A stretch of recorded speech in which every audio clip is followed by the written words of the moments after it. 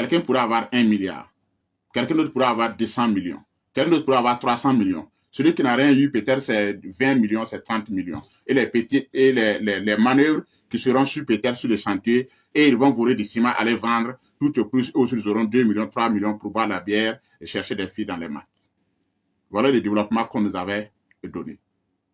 Aujourd'hui, on a dit non. On passe à Faso Mebo. On ne va pas prendre des prêts pour construire des projets. Non. On va demander aux Burkinabés de se mobiliser eux-mêmes pour qu'on construise. On demande aux gens de venir donner du ciment. Si vous faites le bilan, les 2 dernières semaines, Faso Mebo a eu combien de tonnes de ciment? Combien de tonnes? Et ces tonnes, ce sont les Burkinabés qui sont allés donner. On ne les a pas forcés.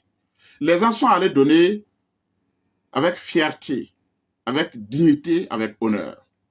Les gens sont allés donner parce qu'ils sont convaincus que ce ciment-là, on ne va pas vendre ce ciment pour aller boire la bière à Karpala.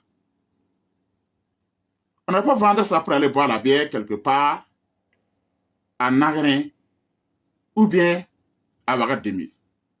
Ce ciment, on va l'utiliser pour faire un travail. On va l'utiliser pour faire des pavés. On va l'utiliser pour faire des routes. On va l'utiliser de façon honnête et de façon digne. Voilà pourquoi les gens sont allés donner et les gens continuent de donner. Personne ne va se battre pour prendre ses biens pour aller donner à des voleurs. Personne. Ne donnez rien à un voleur. Tant que vous ne faites pas confiance à quelqu'un, ne lui donnez pas votre argent. L'argent, là, c'est difficile d'avoir. Ceux qui sont allés donner les tonnes et les tonnes, là, de 100 sacs, 10 tonnes, 15 tonnes, ils ont souffert pour avoir leur argent. Ils ont travaillé dignement, honnêtement pour avoir leur argent. Pourquoi ils vont prendre leur argent pour aller donner à des voleurs, à des corrompus? Non. Ils ne le feront pas. Avec juste raison. Ils sont allés donner parce qu'ils font confiance à celui qui dirige Faso Mebo. Ils sont allés donner parce qu'ils font confiance à celui-là même qui a lancé le projet, le capitaine Ibrahim Traoré. Ils sont allés donner parce qu'ils savent qu'on ne va pas détourner leur ciment.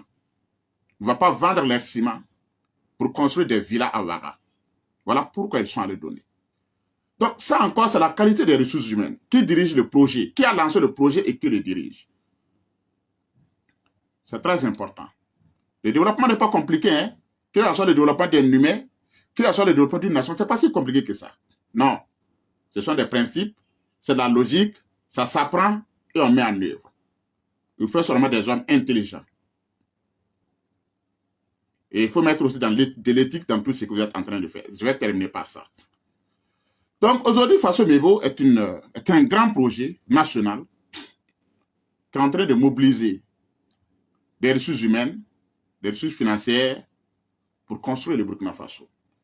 Hier ou avant-hier, j'ai appris qu'il y a près de 500 étudiants qui sont allés, étaient sur le site pour aider le projet Faso Mebo. Mais de par le passé, les étudiants ils se disent être des grands.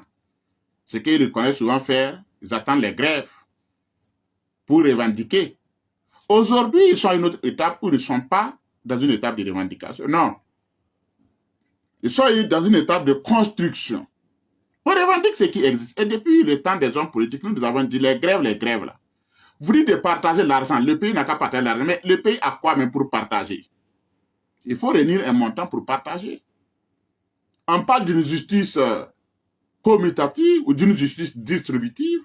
Mais la justice distributive, commutative, suppose même que vous avez des biens pour la communauté.